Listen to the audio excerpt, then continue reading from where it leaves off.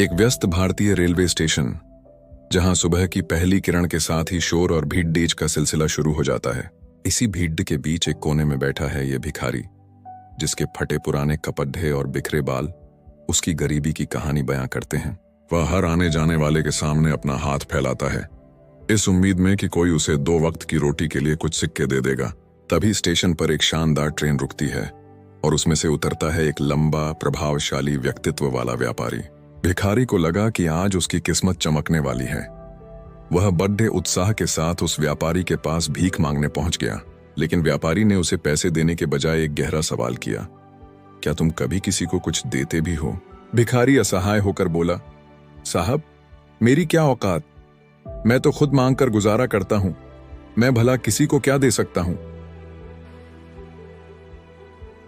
व्यापारी के चले जाने के बाद भिखारी वहीं स्टेशन के किनारे बैठ गया। उसके मन में एक अजीब सी बेचैनी थी और वह गहरा चिंतन करने लगा। उसे समझ आया कि शायद वह हमेशा खाली हाथ इसलिए रहता है क्योंकि वह किसी को कुछ देता नहीं।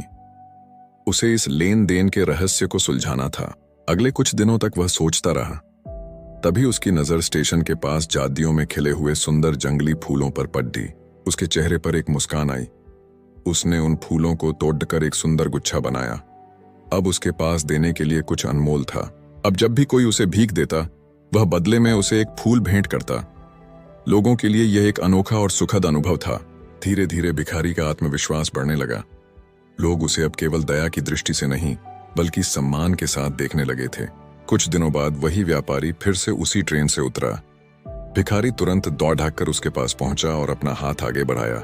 उसने कहा, साहब, आज मेरे पास आपको देने के लिए ये फूल हैं। आज हमारा लेन देन पूरा हो सकता है। व्यापारी मुस्कुराया। उसने पैसे दिए और फूल स्वीकार कर लिए। उसने कहा, आज तुम सच में एक भिखारी नहीं, बल्कि एक बराबर के भागीदार बन गए हो। यह कहानी हमें सिखाती है कि जीवन में केवल लेना ही नहीं, बल्कि कुछ देना भी जरूरी है। देने की भावना ही हमें वास्तव में अमीर बनाती है।